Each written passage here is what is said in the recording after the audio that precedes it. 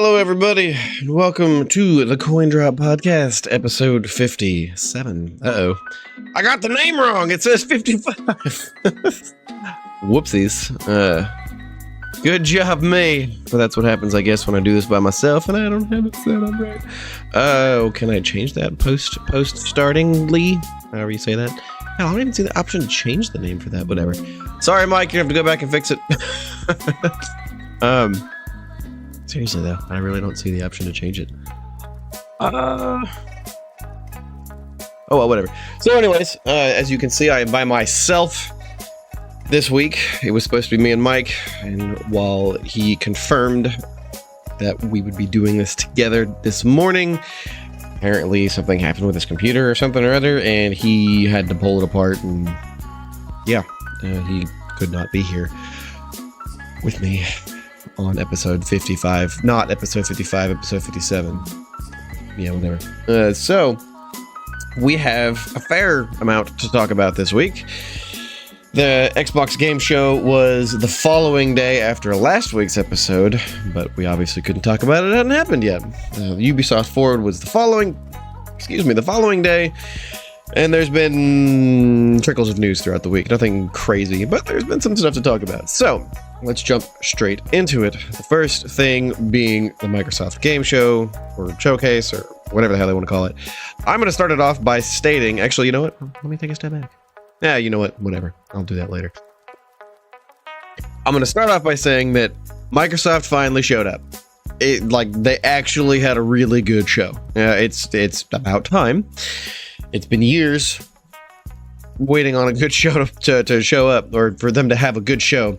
And this time around, they actually managed to hit a lot of things that, even though they were they were third-party games, not exclusive to the Xbox ecosystem, they still had a lot of good stuff to show. One of them in particular is something I wouldn't have expected from the Microsoft show, meaning like I would have expected the developer of that game, which I'll get to announce themselves elsewhere, maybe at a PlayStation showcase or at the Summer Games Fest the day before or something like that, just simply because it's not the typical fanfare of the Microsoft ecosystem. It's a turn-based RPG. It's called Expedition 33. I'll get into my feelings and thoughts on it as we move into the show. So with that said, oops, wrong one. With that said, the Xbox showcase had a lot of good stuff. They started off with a Call of Duty Black Ops 6, one of those trailers that's not really gameplay, but it's actually in engine, so it's some cutscenes, a little bit of gameplay, things like that. It's Call of Duty. I mean, to me, it looks like Call of Duty. What the hell is that movie series called? Die Hard. It's basically Die Hard. Call of Duty. Yeah. Do I have to say anything else? They didn't show any multiplayer. Do you have to think about that very much? It's Call of Duty. You know what to expect. So I really don't have much more to say on that. The next one was a rumored title. I think it was rumored like 3 or 4 days before the Xbox showcase. Doom: The Dark Ages. It is semi-medieval Doom, mostly just some medieval weapons. Like his armor is got spikes on the sides, and it looks medieval, but he still has guns and all that other fun stuff. He has a shield now, so yay. It looks like Doom. I actually read an article about it, and I'm really wishing I had found that article because I hadn't thought about this before this very moment. But the developers were stating that there was something about Doom that they wanted to change for the new one. I can't remember if it was speed, like the movement, the rate at which you have to move. I don't think that's the case, but something about, I think it's what it was. I remember now. In the original games, each gun and bullet mattered. Every enemy was a threat, and so they wanted to change it up to be kind of more like the old school games. And I'm not sure exactly what that means in terms of how the game's going to play out. It looked like Doom, just with a shield and semi-medieval like things. They didn't explain how the medieval ties into it. You go back in time or what? I don't really know. It looks like Doom. Yay. It is not exclusive to the Xbox, actually. That was one thing that even at the Xbox show, they announced it was coming to PlayStation 5 as well. So that was kind of cool, simply because it would have been really stupid for them to make it an exclusive. simply because the majority of the players for that franchise are not on Xbox, although we would have expected it to come out on PC as well, given it's a Microsoft title.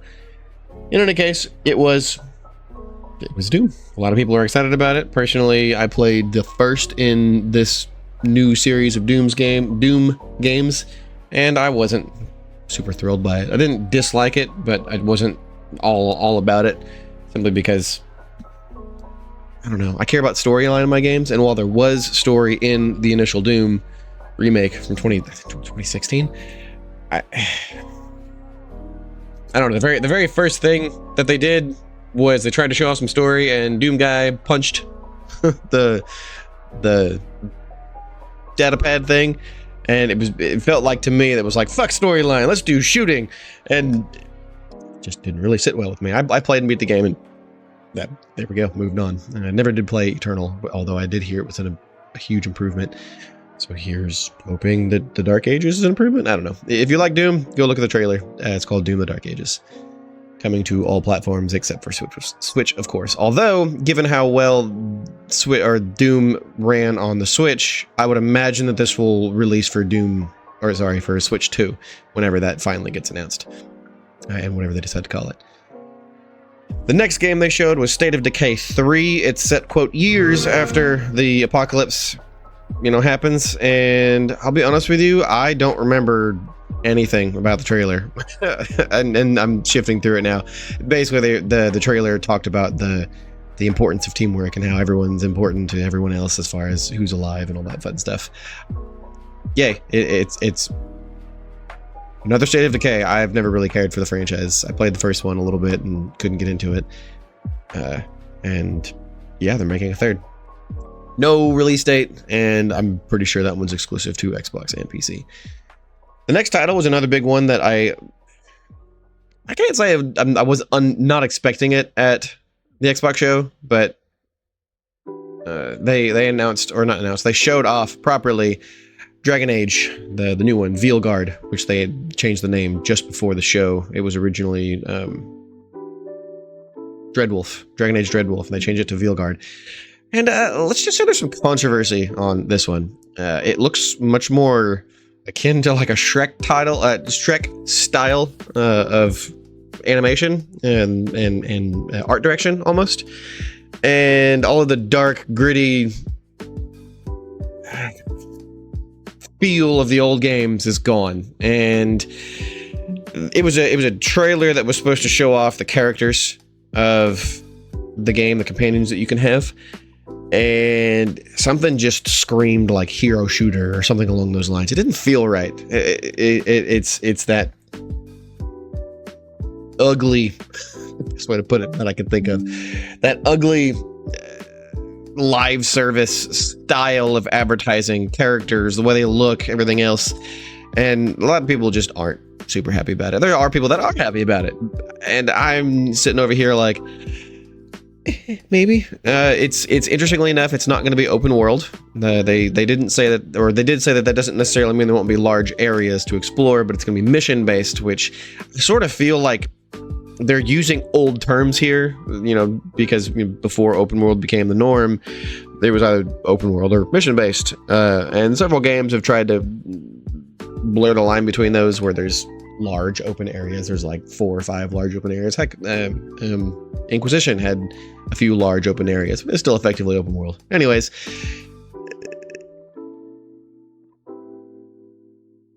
yes, I am solo techie.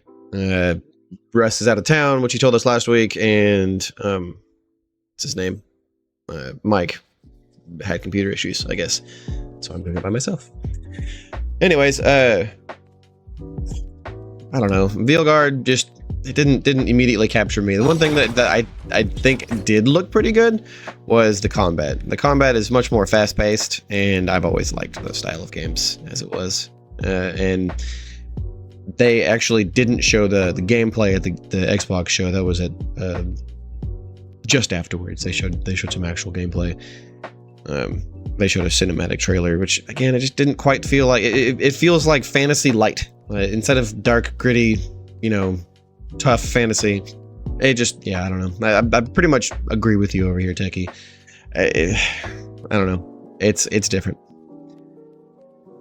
They showed off, the following thing they showed off was Starfield Shattered Space, the upcoming DLC, and it's an expansion pack that's supposed to be really big, and it, you know, continues the storyline of the game. I didn't play Starfield. I wasn't super happy about it. Meaning, there was a lot that I found wrong with it, and so maybe I'll play it down the line. One thing I can say about Starfield, not specifically Shattered Space, they actually released a couple of missions that you can buy. Yes, you can buy missions as like a quote microtransaction, but I wouldn't even call them a microtransaction because they're $7 a piece.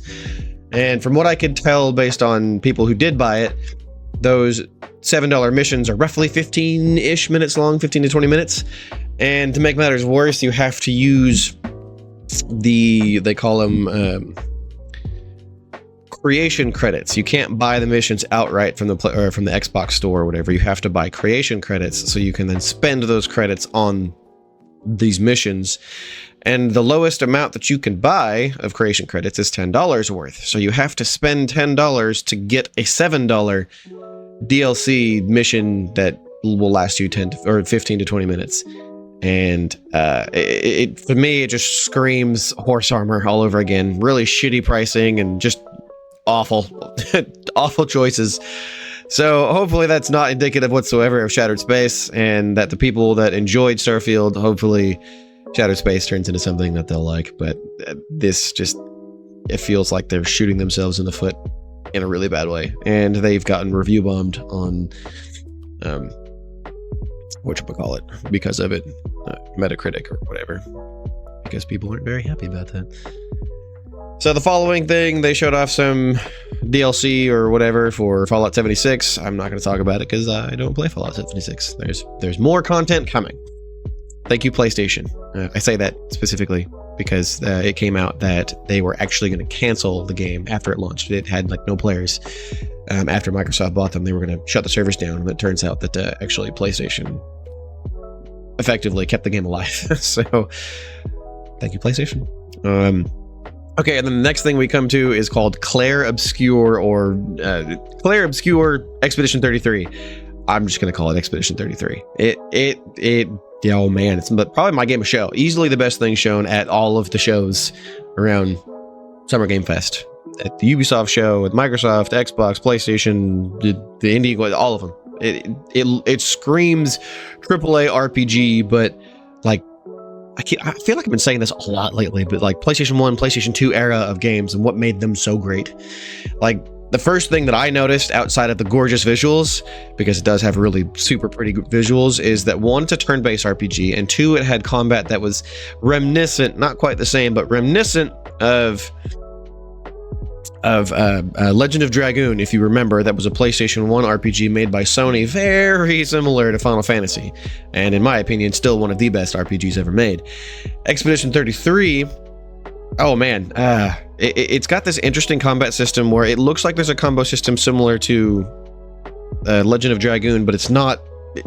Legend of Dragoon was very obviously a combo system built into a turn-based RPG. This one looks like it has some button presses that you can throw in there to add some extra damage or whatever to your attacks. Techie, we'll get to the Gears at the end. I'm not the biggest Gears game, but I'll share my thoughts on that a little bit later. So the combat system looks like it's super involved. Basically, you can actually dodge attacks. It looks like a cross between Legend of Dragoon and maybe the Mario RPG games, where you can dodge certain ability or certain attacks. You can block them. You can, like I said, combo based, as well as they've got this like free aim system, because some of the characters have guns, and so you can actually free aim on the enemy where you want to shoot them, and so it's a really involved turn-based RPG, and so I think it would be a really cool way to see turn-based RPGs move in that direction. Either way, I think the game looks freaking great. It's coming to PlayStation as well, obviously PC too, and it just looks like a solid freaking title. Easily my most anticipated game. Go look up the trailer, Expedition 33. The following game was South of Midnight. They announced this a good while back. It is made by Who's the developer's name? I can't remember the developer's name, but the guys that made We Happy Few.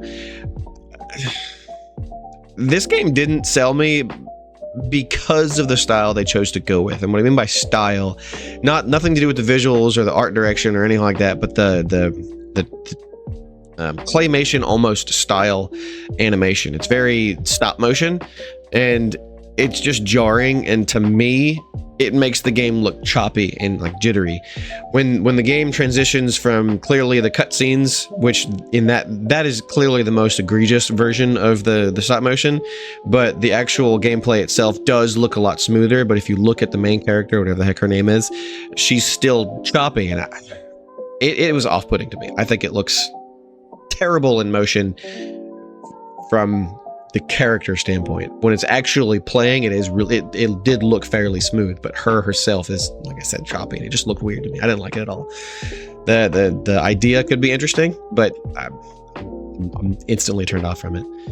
The next trailer I did not watch in the slightest because it's World of Warcraft, and I haven't given a shit since it launched. So yay, more World of Warcraft stuff. I guess the one thing of note to be said is that they did not announce a console version of it, which was rumored to be happening, and if it's happening, they did not announce it. Moving on, the next one, Metal Gear Solid Delta Snake Eater, so i.e. Metal Gear Solid 3 remake. Oddly enough, they took 3 out of the title. I wonder why they did that, but in any case, they showed off proper gameplay, and it's Metal Gear Solid. If you ever played MGS3, then here you go. It's super pretty because it's a ground-up remake. Although my understanding is they're not going to change much. It's effectively going to be exactly the same game, just prettier. So they're definitely going with the safe, easy route. I know that they're not recording new voice lines, so I don't know. That alone suggests they're not changing a whole lot about the game. I would imagine they're going to make the controls a little bit more modern, and they'll probably add the crouch run and all that other stuff. But it's Metal Gear. I'm excited for it. David Hayter is back in it, thank God. Or not back in it. Of course they're not recording voice lines, new voice lines. So of course David Hayter's voice is in it. But that one's going to release, never mind, there is no release date on that one. So moving on. Next one, Sea of Thieves is getting another update, like another game I don't play. I did buy it because my daughter wanted me to, and it's just not for me. It sold super well, including on PlayStation when it launched recently, and the PlayStation, of course, is getting this update as well. It gives you the option to become a villain, although it's going to release next month on July 25th. Yay. The next game, which is exclusive, or not exclusive, it's available everywhere, or will be available everywhere. It's called Flintlock. It is a Souls-light style game that does look interesting. To me, it looks like more of a AA game. That's punching just a hair above its weight, or its status, whatever you'd want to call that. It is coming to all of the platforms July 18th, so next month. And if you like Souls-like games, I would take a look at the trailer and see what you think. Personally, I think it's another Souls-like that might be pretty good. Maybe not to the caliber of Elden Ring or anything like that, but something that's unique enough. It's made by the guys that made Ashen, by the way. Next, they showed off Age of Mythology. It's made by the guys that make Age of Empires, which was originally a mod team, if you didn't know. The newer Age of Empires, in any case. This one is, to me, it looks like Age of Empires 4, just fantasy. It looks like they didn't do a whole lot other than change character models and things of that sort, and it's a new Age of Empires game, just fantasy, in this case, Age of Mythology.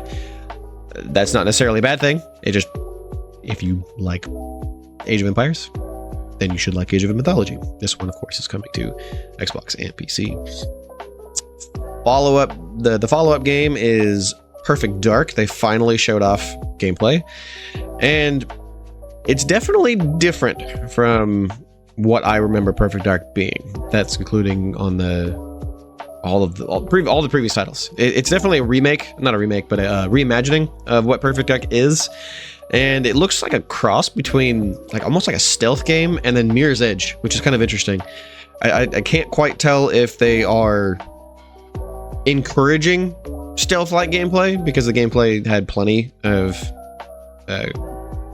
gunplay and stuff in it, but they also looked like it had plenty of encouragement to be less inclined to engage with enemies. Like I said, there was a lot of Mirror's Edge like climbing. You know, you can run on walls and climb up poles and all that other fun stuff. It looked like it did have some tech built into it, and so I was watching the Digital Foundry breakdown of what they thought about it, and they seem to think it's going to be a 2026 game. So this game is still a decent ways off, year and a half minimum. So we'll see what becomes of it. It is an exclusive to Xbox and PC. Like I said, no release date expected probably in the 2026 timeframe.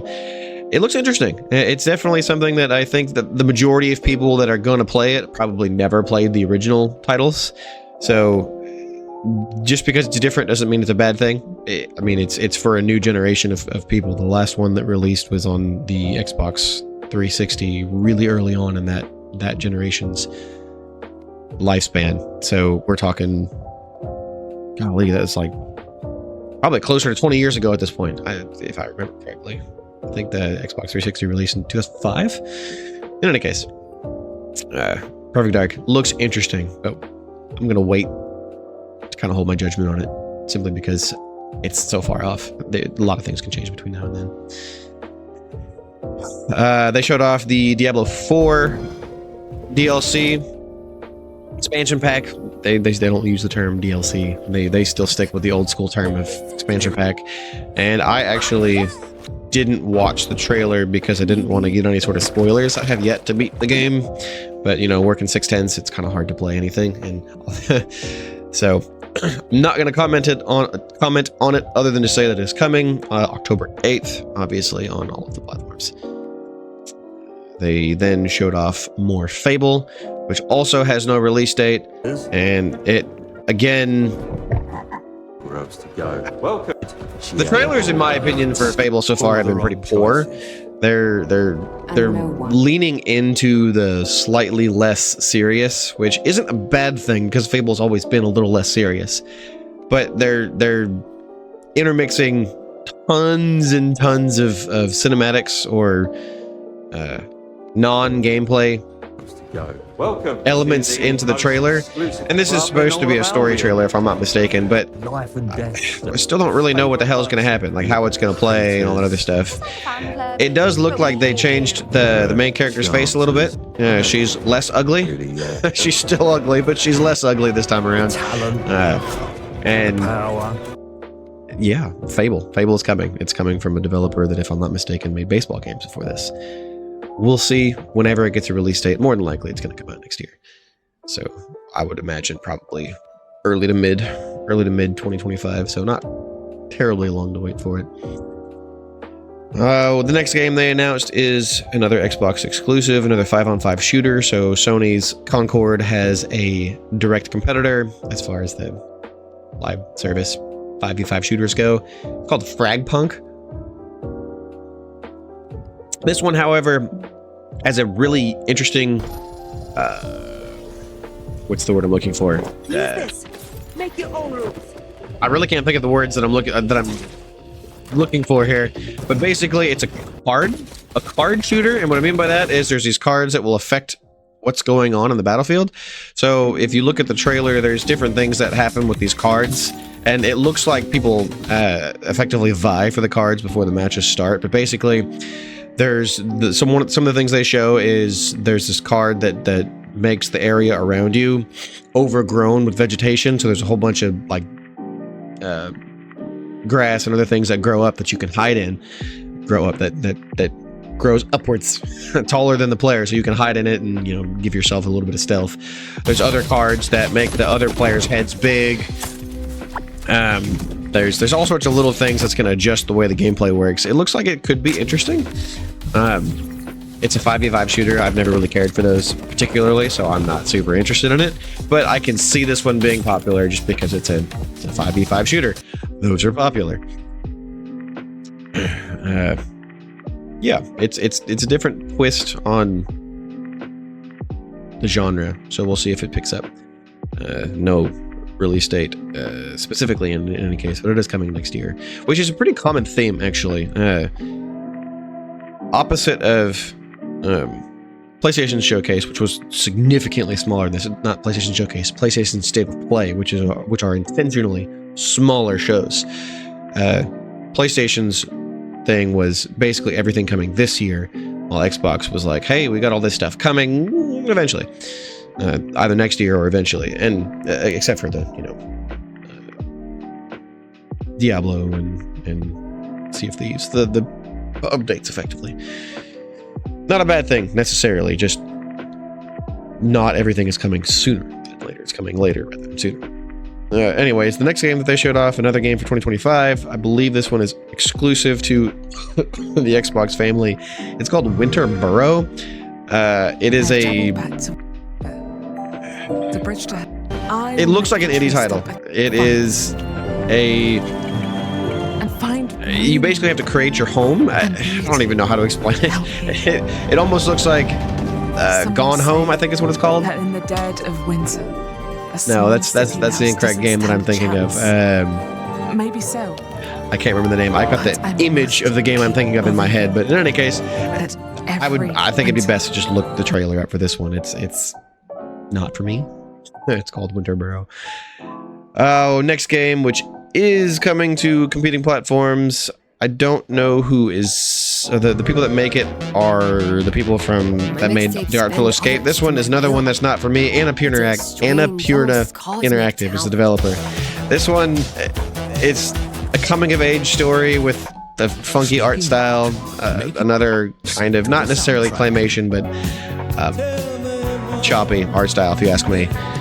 I'm not sold on it. But this is because it's not my style of game. It's got a very stylized art to it. It's just not for me. It's a coming of age story that looks like it takes place in the 80s. Like pretty solid ET vibes as far as the way everything looks. But moving along. Microsoft Flight Simulator 2024 was shown off. I don't know if it's a direct sequel or an update or what. I feel like the last Flight Simulator released recently in like the last 2 years, so having another one so soon doesn't make sense to me. To me it makes more sense for it to be some sort of like update or something, but more Microsoft Flight Simulator if you like those games, which I know the last one was pretty popular. The Elder Scrolls Online is getting another DLC or update or expansion pack or whatever. If you like Elder Scrolls Online, you know exactly what to expect. It's more content, obviously coming to all the platforms that it's available on.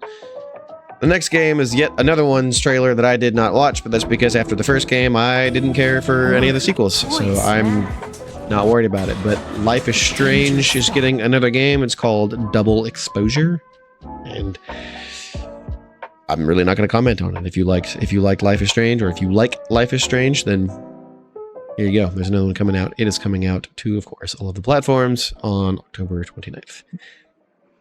And then finally, Microsoft, not finally, ignore that word. Microsoft showed off yet another of their exclusives, Indiana Jones and the Great Circle. They showed off plenty of gameplay, but also some cutscenes along with it as well. It continues to look really good.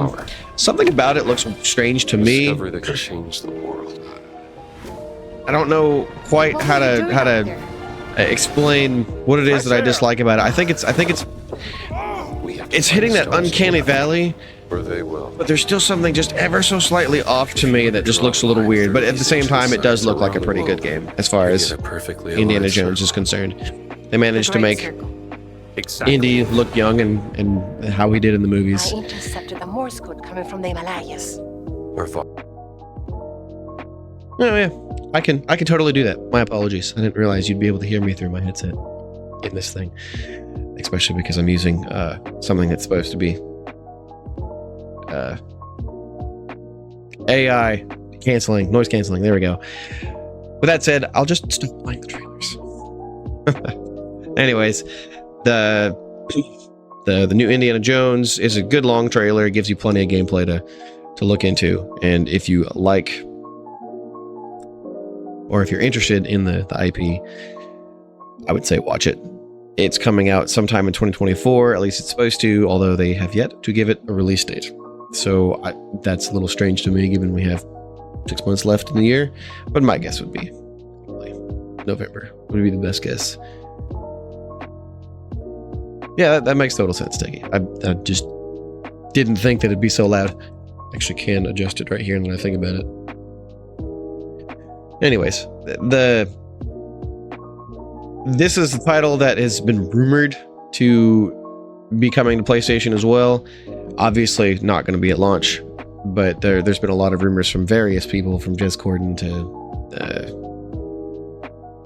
I can't remember the other guy's name, Tom Harden, I think. In any case, this is one of those games. Just because of how popular the IP is, it would sort of make sense for Microsoft to make it available in more places. But we'll see what happens. If that does happen, it would probably not be for a little while. Probably maybe late next year or something like that, if it does. The next game, if I'm not mistaken, I feel like this game was actually announced at the Summer Game Fest 2 days prior. It's called Mecha Break. It is a mech fighting game of some sort. Not a fighting game, but a mech combat game.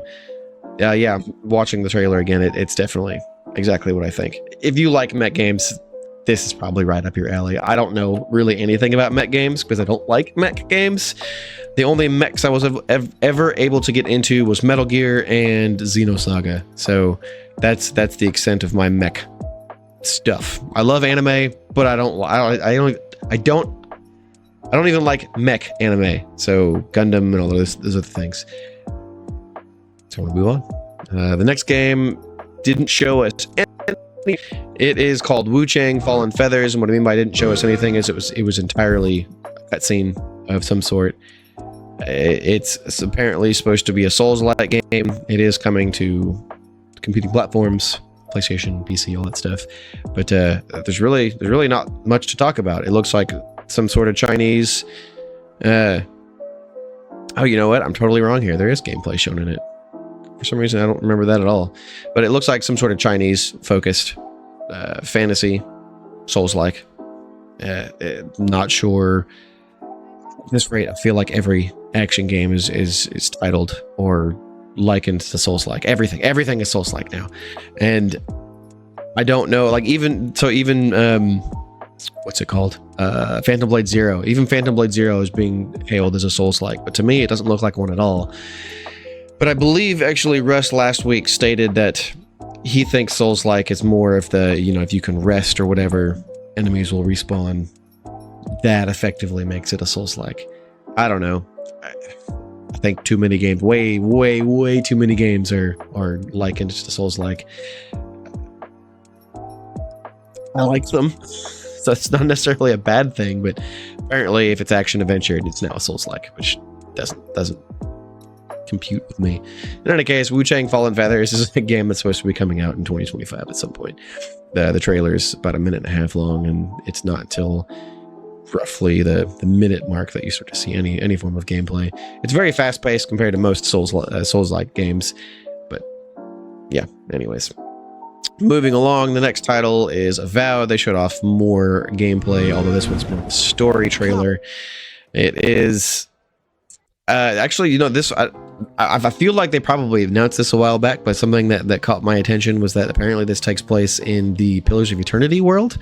I don't know how I missed that if they announced it a while back, which they probably did, but it's another trailer for Avowed. The only reason I'm not going to really say anything about it is because if you like Obsidian's work, which they make really good things, this just gives you more of what you can expect. It's coming sometime later this year. Yet again, no specific date, but obviously fall is the best guess. The next game, this is another one coming to all of the platforms. I keep saying all the platforms. When I say that, I don't include Switch, by the way, simply because Switch is just such an old piece of hardware these days that pretty much it can't run anything unless it's specifically designed and downgraded to work on that system, and that's a per game basis that needs to happen on. Atomfall is another survival game. It's set in a nuclear disaster in Great Britain. It's coming to, I already said it's coming to different platforms. I don't know what they mean by survival game, simply because the gameplay doesn't look like a survival game in any way, shape, or form. It doesn't look like there's any crafting or anything of that sort, so I'm not sure how it fits. You know, the characters in the games, they have the bow in the trailer. I mean, they have bow and arrows, they have guns. To me, it almost looks more like, dang it, there's a game in my head. I'm apparently my recollection sucks today. I'm tired. I was up pretty late last night, and this is the end of a long week for me. I'm trying to decide if I want to share this. Let's just say some very, very unfortunate things happened this week. Nothing personal, but I'll just tell you. We had two deaths in my church this last week.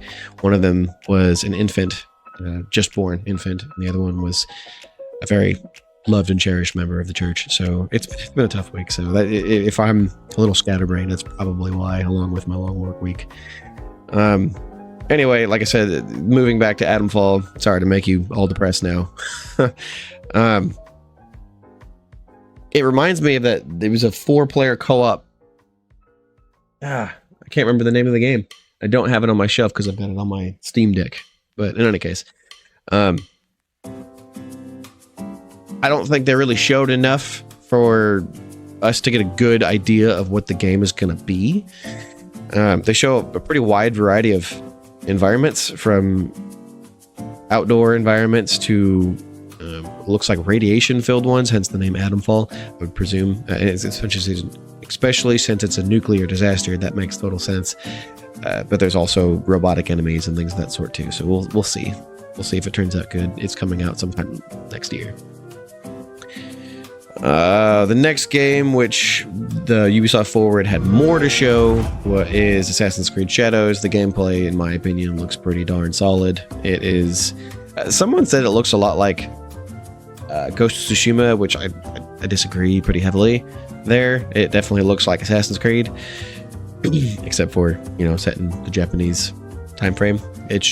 I think it looks pretty solid, and honestly, I'm pretty excited for it, but that's because I've been pining for this since the original released in like 2007.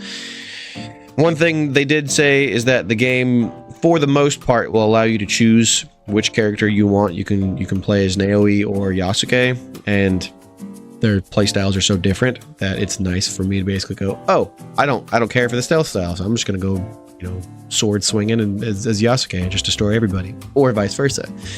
So if you're interested, there is a short gameplay trailer on the Xbox show, and then of course a deeper dive trailer at the Ubisoft show afterwards. They then followed it up with Stalker 2: Heart of Chernobyl, which I really wanted to get into the first game, but couldn't force myself. I think maybe because at the time I was pretty young, and the style of game that it was a hardcore player, a hardcore gamer's game, in the sense of you really had to love punishment, and you basically had to struggle for absolutely everything. It was also an online game on PC at the time, and I don't think I'd really played online games up at that point. But anyway, I gave up. I gave it up pretty quickly. This one looks like they took a lot of inspiration from the Metro series, in terms of the enemies and all that things that are offered. One interesting thing about this game is that supposedly it only has a 3-month exclusivity deal with Microsoft. I don't know if that means that we're going to see it on PlayStation within 3 months of launch, which, by the way, it launches on September 5th. So we'll see, I guess. I feel like that's really short, and in my opinion, probably won't be that short, but I guess stranger things have happened. We'll see. If you like Metro or Stalker, definitely look up Stalker 2. It releases in only a couple of months. So the Xbox show had 2 more things to show. One of them is strange, and the other one is, in my opinion, why do they show it? Probably because it's not going to be out for a long time from now. But anyway, they showed off their new, quote, new Xbox Series consoles. There's 3 new ones. There is now a discless Series X with, I believe, 2 terabytes. No, I'm sorry. The discless is 1 terabyte. There's...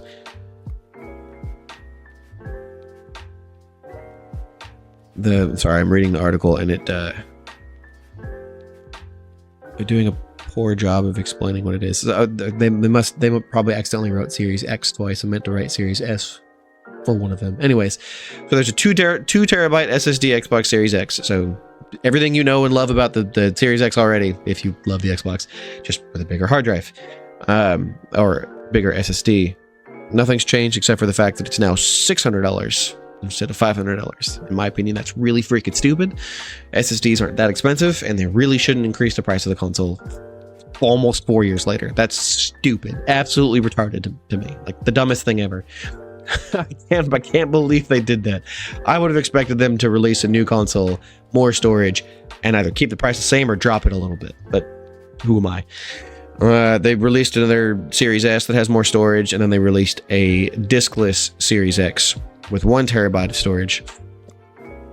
Yeah, basically Series X, no disk drive, 1 terabyte SSD. I don't remember the price of the diskless one, but I would assume that's probably $500. So more storage, same price, I guess. Oh, and lack of a disk drive. All right, moving on.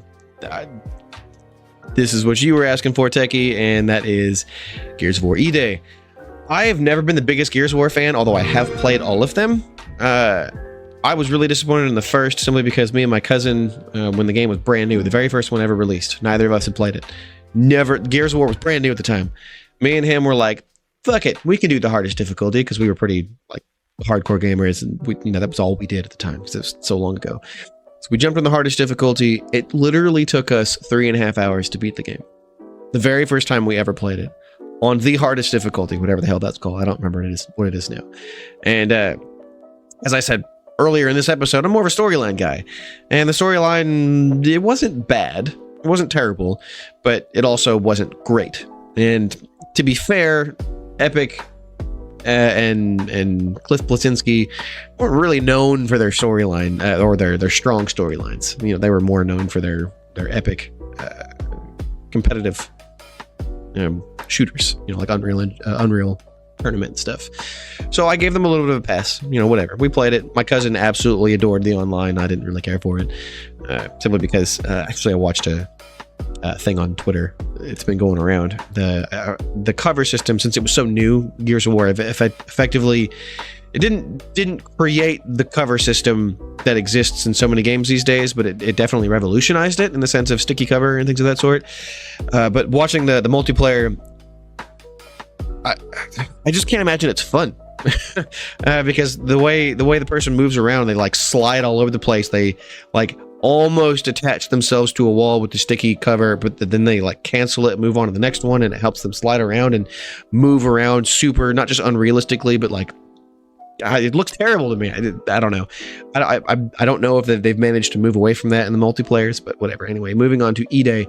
E-Day, it's a prequel. It takes place during E-Day when the planet, I can't remember whatever planet they're on, if it's a real one or not. It takes place when the locusts finally showed up and decimated Earth, or not Earth, but the planet they're on. And I'm a little confused because the developers came out and said that they wanted to bring back the horror of the old games, and I'm like, what are you talking about? Like, what horror? Horror was never an element of Gears of War, at least not in my view, and I don't think anyone's ever described Gears of War as horror. But they did specify in an article that I read as well that they wanted to bring back the feeling of dread that you were supposed to have with even just the basic grunt enemies. I forget what they call them. What are the basic locust enemies? Basically, they're supposed to be scary, and the trailer did sort of convey that, because my understanding is this is the first one that Marcus ever fought, and he almost dies in the fight multiple times, and eventually, obviously, survives. And so we'll see. I would imagine this one's probably a good bit off, especially because they showed nothing but a cinematic trailer. I'm a little disappointed in the fact that they're not following the storyline that they've been telling in 4 and 5, simply because I thought 4 and 5 were actually good. I feel like they took a lot of inspiration from Uncharted and the Tomb Raider games and things of that sort to actually focus on a really good, solid storyline, and they were building up something that was unique and good. At the same time, I do sort of understand that the majority of the gamers probably prefer Marcus and Cole and I can't remember the other guy's name, the other major character, but people are going to be happy to see those characters come back.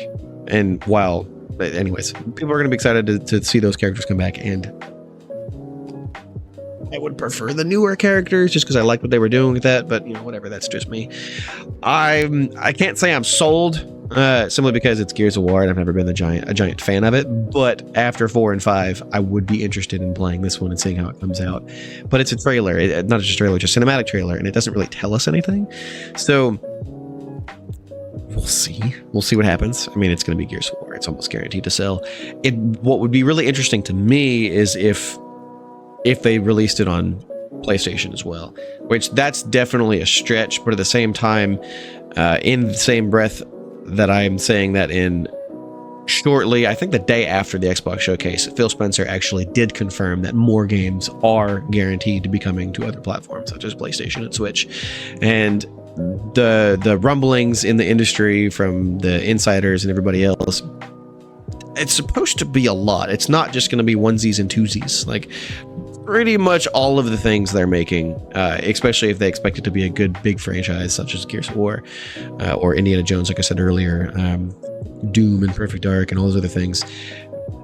It would almost make sense for them to release just about everything. And I'm still sort of the mind that the majority of what they release will probably release first on Xbox and then eventually on PlayStation, kind of like they did with Sea of Thieves and such. But at the same time, the way Sony is releasing their multiplayer games, live service games on PC day and date, but not their storyline AAA tentpole titles. Those titles are going to release on PC a year to 2 years later. I can see Microsoft doing something along those lines, unless it's a game that is more focused on multiplayer, keeping people engaged for long periods of time, say as like that Fragpunk game. We'll see. We'll see how Microsoft does it, but the fact that Phil Spencer confirmed that more games are coming and pretty much everyone in the industry is like, yep, that's pretty much all of it. And when I say everybody, I mean everybody from the nobodies to everybody from the somebodies that actually know what they're talking about, that have lots of industry contacts. We'll see what comes of it, but we've been saying this for so long. Microsoft is effectively going third party, so we'll see when that happens. It's only a matter of time, effectively. Gears of War E-Day is coming at some point or another. Probably 2026 would be my guess. They probably showed it off really early. I just hope it's not too early, not like Perfect Dark or Elder Scrolls early. Okay, so I'm gonna fly at the Ubisoft show. It was much smaller. They showed off Star Wars Outlaw, which actually looks pretty darn good. I've been actually rather interested in it since they first announced it, but the gameplay looks like Ubisoft is learning a lot from the open world games they've released, from Assassin's Creed to Far Cry and stuff. And it looks like they're doing a really good job with this game. There's a 10-minute gameplay trailer. Go watch it and you'll see what I mean. They showed off some X-Defiant stuff, Season 1 roadmap, effectively, for X-Defiant. It's a shooter I don't care about. They showed off some Skull and Bones DLC, which supposedly got quite a bit of fanfare at the show.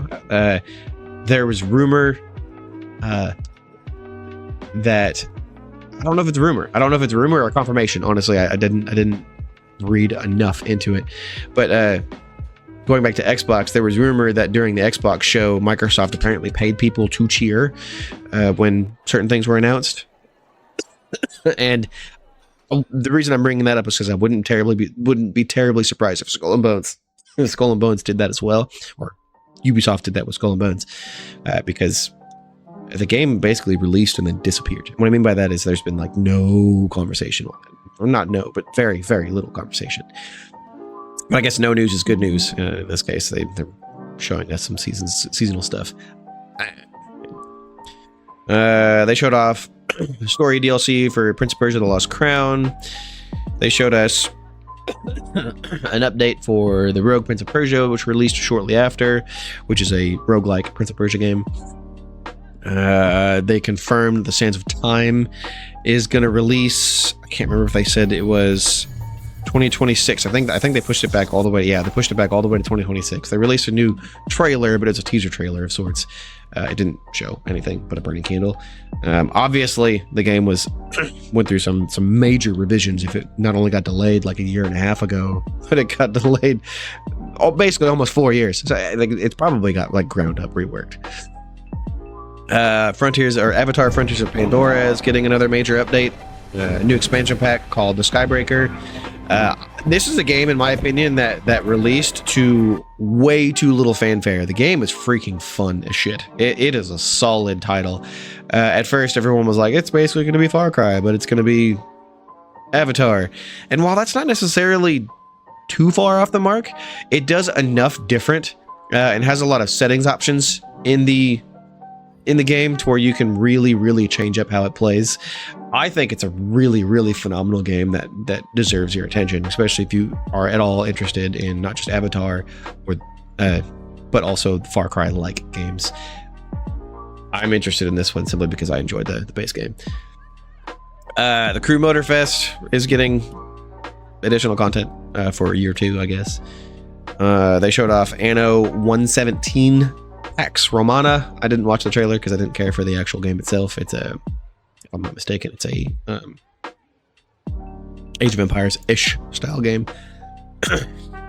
And then, of course, the extended gameplay walkthrough for Assassin's Creed Shadows. This one, I think, was like a 13-minute trailer or something like that. Yeah, I was dead on the money. 13 minutes and 4 seconds. They showed off plenty of gameplay for the new Assassin's Creed. If you like Assassin's Creed, I've already sort of talked about it this episode, so I really don't need to talk about it more. I think the only thing that I didn't like about it is it felt like Yasuke, his combat style was not very samurai-like in any way, shape, or form. He was holding a giant, I don't know what the weapon style is called, but it looks kind of like a spiked bat, basically. But his combat style was more or less Hulk smash. He does have a sword, a katana, and he does pull it off in the boss battle at the end of the trailer, or at the middle point of the trailer, because it swaps over to Naoi halfway through. But in the boss fight, he does pull out his katana, but even still, it just feels like Hulk smash. There was no finesse to it, which is totally not samurai-like, and that's definitely where the difference, in my opinion, from Ghost of Tsushima comes in. And I feel like this is a bit this is where the DEI comes out in the game. Yasuke's a black man, right? Cool, great. We had that conversation a few episodes ago, but why the fuck did they take Japanese music and make it rap music? This takes place in the 15th century. I think it's 15th century. That style of music didn't exist. Just because he's black doesn't mean there should be rap music in it. That's fucking retarded. Like the dumbest shit they could have ever done, and it feels like almost the same shit that the people on the DEI crowd would fucking freak out about if it was done in some other manner. I don't know. I thought it was dumb as shit. But that's just my opinion. Naoi's gameplay looks solid. It looks like they're taking a playbook right out of the game Russ always talks about. For some reason, the name of the game, Tenchu. There he goes. It looks straight out of Tenchu. Pretty much all of it. If you like Tenchu back in the day, Naoi looks like it plays like a Tenchu game, which obviously gave Russ some wet dreams. So I'm definitely excited about it. I'm probably gonna do the same thing as him. I'm probably never gonna play as Yasuke simply because I like the play style that Naoi presents more so than Yasuke. But they did show in the trailer that you can choose in the missions which character you want to play as. Like it's got that almost like before a game starts selection where you like one gets highlighted over the other. Oh, great. Huh? So you can choose which way you want to play. But it looks really good in my opinion. Yet again, it's going to be coming out. I can't remember the release date. November 15th. So if you like Assassin's Creed, you know what to expect. It's supposed to be pretty large, and it takes place in Japan. There's problems with it. There's a lot of Japanese people, actual Japanese forums that are like, that's wrong and that's wrong. Like the way that they put their house symbols apparently the flag on the statue for the collector's edition, the flag that's with Yasuke has the house symbol, but the armor he's wearing doesn't, meaning the symbols are mismatched. But back in the day, that would have been, the same. Or maybe it's vice versa. Maybe the house symbol is on his chest and the one on the flag is wrong. Apparently some of the Japanese symbols around the base of the statue are wrong and whatever. I think it looks good, and I'm definitely excited for it. Sure, there's some odd issues here and there that you think they'd have been able to get those details right, especially with some sort of what's the word I'm looking for? A historian or whatever. But apparently that's not as important anymore. I guess to be fair, the games are no longer historically accurate, or at least historically, they're not trying to be as historically accurate as possible. Oh, but anyways, this has been about 55 minutes long, close to an hour. I think I'm going to go ahead and call it quits for the free side for the night. There was a few other things shown, but we're going to go over the rest of that on the Patreon side. So if you are ever interested in listening to those, look into the Patreon. You can get on it for as little as $1. Although, if I'm not mistaken, I think the $1 option is it's generosity from you to us. So if you want to get the episodes, I think you actually have to pay $3 a month. But even if you don't do that, that's fine. We still talk here. Join the Discord. Look at the description for the Discord. Make sure to follow us here and on YouTube and all other fun stuff, simply so we can hopefully get the name out there. And anyways, let me know what you thought. If there was anything that stuck out to you guys, come to the Discord and let me know. I'm still giving away games. I still have more than enough to give away, so ask for it. Speaking of which, actually, I think I have a game to give to one person. I need to find that message. And yeah, we'll see you guys next time. But before I go, tell your mom I said hi.